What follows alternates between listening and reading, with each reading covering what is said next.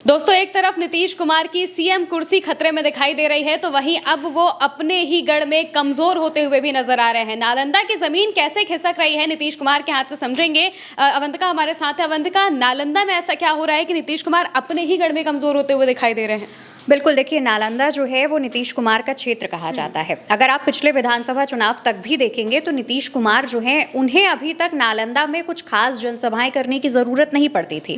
नीतीश कुमार बाकी जगहों पर जनसभाएं करते थे, रैलियां करते थे, नालंदा जाते थे लेकिन बेहद कम जाते थे, बहुत ज़्यादा उसको प्राथमिकता पर नहीं रखते थे। लेकिन आज की तारीख में 2025 के चुनावों में आलम यह है कि नीतीश कुमार नालंदा जाते हैं, वहाँ पर बिहार शरीफ हो गया, अस्थावा हो गया, जैसी तमाम सीटों पर जाकर के प्रचार प्रसार करते हैं, ताबड़तोड़ रैलियां, जनसभाएं करते हैं। लगभग नालंदा के अंदर 7 विधानसभा सीटें आती हैं और सभी को कवर करने की कोशिश करते हैं।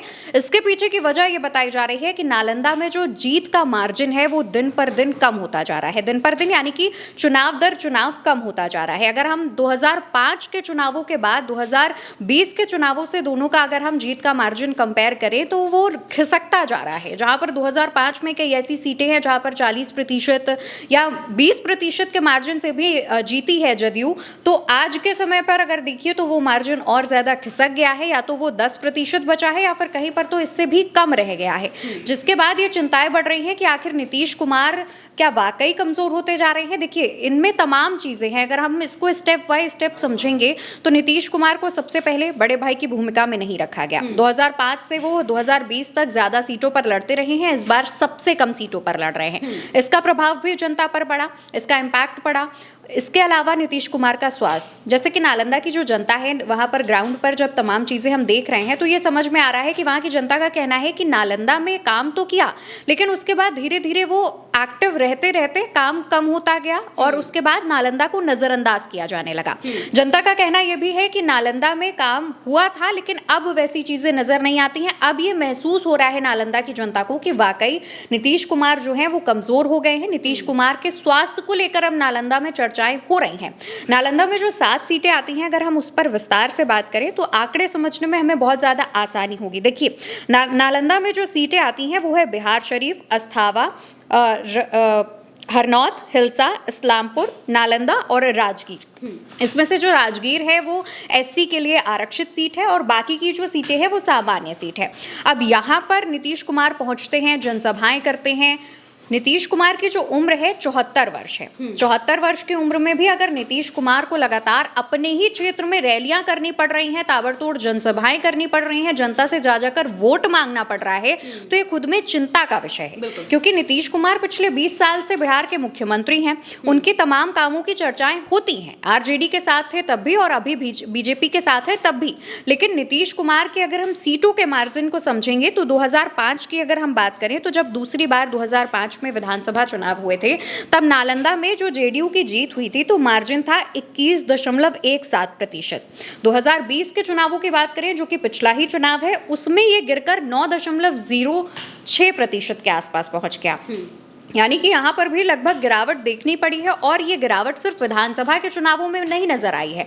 लोकसभा के चुनावों पर नजर डालेंगे तो वहां पर भी यही गिरावट देखने को मिली है। 2019 का अगर हम चुनाव देखेंगे तो जेडीयू का जो मार्जिन था वो 24.80% था। 2024 के लोकसभा चुनाव पर देखेंगे तो यही मार्जिन 14.80% हो गया, यानी 10% की जो गिरावट है वो देखी गई है। दूसरी तरफ अगर हम भाजपा के बयानों पर गौर डालेंगे तो कहा जा रहा है कि भाजपा के बयानों की वजह से भी नीतीश कुमार जो है कमजोर पड़ रहे हैं। अमित शाह कई बार मंचों से कह चुके हैं कि विधायक दल मिलकर तय करेंगे कि मुख्यमंत्री कौन होगा। प्रधानमंत्री मोदी आज भी बिहार आ रहे हैं, वो हर मंच से कहते हैं कि नीतीश कुमार के नेतृत्व में चुनाव लड़ा जाएगा।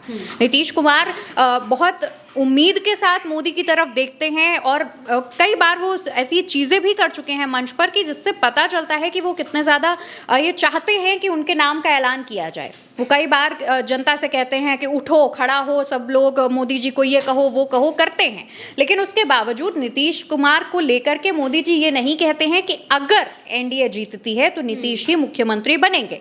और यही जो है ये अब जनता के मन पर देखने को मिल रहा है। जनता ग्राउंड पर अगर हम देखेंगे तो हमारी जो टीम मौजूद है ग्राउंड पर, वो लगातार जितनी जनताओं से बात कर रहे, लोगों से बात कर रही, चाहे युवा हो, बुजुर्ग हो, महिलाएं हैं, उनके माइंड पर एक बात जा चुकी है, उनके मन तक एक बात बात पहुंच चुकी है वो बात यह है कि अगर एनडीए चुनाव जीतता है तो नीतीश मुख्यमंत्री नहीं होंगे और इसको लेकर के हर तरफ चर्चाएं भी हो रही हैं। अभी हाल ही में महिमा एक खबर आई थी, महाराष्ट्र में अमित शाह पहुंचे हुए थे। महाराष्ट्र में वो ये कहते हैं कि अब भाजपा को बैसाखियों की जरूरत नहीं है, जबकि दिल्ली में जो सरकार है नीतीश और चंद्रबाबू नायडू की वजह से ही है।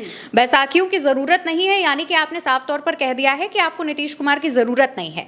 महाराष्ट्र में कही गई बात बिहार से जोड़कर इस वजह से भी देखी जा रही है क्योंकि बिहार में चुनाव है और हर एक जो मैसेज जाता है, देखिए अमित शाह जो है भाजपा के रणनीतिकार हैं। अगर अमित शाह कोई बात कहते हैं तो वो बात ज्यादा गौर से सुनी जाएगी। भाजपा का कोई और छोटा नेता या छोटे लेवल पर नेता कोई बात कहेगा तो शायद उसे उतनी ज्यादा वरीयता ना दी जाए, लेकिन अमित शाह देश के गृह मंत्री होने के साथ साथ भाजपा में काफी बड़े पद पर भी हैं, भाजपा के वरिष्ठ नेता भी हैं, नंबर 2 के नेता कहे जाते हैं।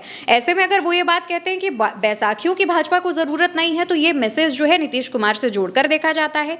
कहा यह जा रहा है कि जैसे महाराष्ट्र में खेल हुआ, आपने उद्धव की पार्टी तोड़ी यानी शिवसेना तोड़ी, आपने एनसीपी शरद पवार तोड़ी और उसके बाद आपने सरकार बनाई। इस वक्त महाराष्ट्र में आपका यानी भाजपा का मुख्यमंत्री है, उसके बावजूद आप बैसाखियों की बात कर रहे हैं, तो इसका सीधा मतलब यह है कि आप जेडीयू भी तोड़ना चाहते हैं और इसको लेकर वो लगातार ललन सिंह को साध चुके हैं। मेरे ख्याल से कल ही मैंने एक खबर की भी थी, जनता तक पहुंचाई भी थी। ललन सिंह खुद ये बात कह रहे हैं, जेडीयू में होते हुए वो ये बात कह रहे हैं कि जो विधायक दल है वो मिलकर तय करेंगे कि कौन मुख्यमंत्री होगा। जेडीयू में होने के बावजूद ललन सिंह जब ये बयान देते हैं तो लगभग ये माना जा चुका है कि जेडीयू में जो दल है वो 2 भागों में बंट चुके हैं। एक खेमा है वो नीतीश कुमार का, दूसरा खेमा जो है वो भाजपा के कहने पर, भाजपा के इशारों पर चलता है। और जब ये बात होती है तो नीतीश कुमार को ये पता है कि उनकी जो सियासी जमीन है या फिर उनकी जो सीटें रह चुकी हैं जहां पर उनका प्रभाव था, वो अब प्रभाव धीरे धीरे कम होता जा रहा है। इसी वजह से तेजस्वी जो वादे कर रहे हैं नीतीश कुमार उन वादों को तुरंत पूरा कर दे रहे हैं। तो तेजस्वी इधर जीविका दीदियों से वादा करते हैं, उधर महिलाओं के खाते में 10,000 भेज देते हैं नीतीश कुमार, क्योंकि नीतीश कुमार को इस बात का डर है कि भाजपा तो नीतीश कुमार का खेल बिगाड़ ही रही है। अगर ऐसे में महागठबंधन के वादों का असर हो गया तो नीतीश कुमार के हाथ से ना सिर्फ सत्ता जाएगी बल्कि पार्टी भी 2 धड़ों में टूट जाएगी। नीतीश कुमार के सामने 2 चुनौतियां हैं। पहली तो चुनाव जीतकर कैसे भी मुख्यमंत्री बनना है। नीतीश कुमार चाहते हैं कि उनकी ज्यादा सीटें आ जाएं, 101 में वो जितनी ज्यादा जीत पाएं तो भाजपा के सामने डिमांड रख पाएं। इस वजह से वो और ज्यादा जोर लगा रहे हैं, दिन में कई बार जनसभाएं रैलियां कर रहे हैं, मंच से लुभावने वादे कर रहे हैं और दूसरी तरफ नीतीश कुमार को अपनी पार्टी को भी जोड़े रखना है। और ऐसे में नीतीश कुमार कई बार खबरें आती हैं कि वो अपने नेताओं को बुलाकर फटकार लगा रहे हैं, मीटिंग कर रहे हैं। आपने भी एक जानकारी दी थी जहां पर ये था कि नीतीश कुमार ने एक अलग अपना कमरा बनाया है जहां पर वो नेताओं से सारी चीज़ों से फीडबैक लेते हैं, नेताओं से ये चीज़ लेते हैं। तो यानी कि एक बात साफ हो गई है कि नीतीश कुमार भाजपा के इस खेल को समझ चुके हैं और यही वजह है कि नीतीश कुमार खुद अपने हाथों में जीतने की कमान ले चुके हैं और चाहते हैं कि ज़्यादा से ज़्यादा वो सीटें जीत पाएं और इस वजह से दिन में कई बार जो प्रचार प्रसार है वो कर रहे हैं, बड़ी बड़ी जनसभाएं और रैलियां कर रहे हैं।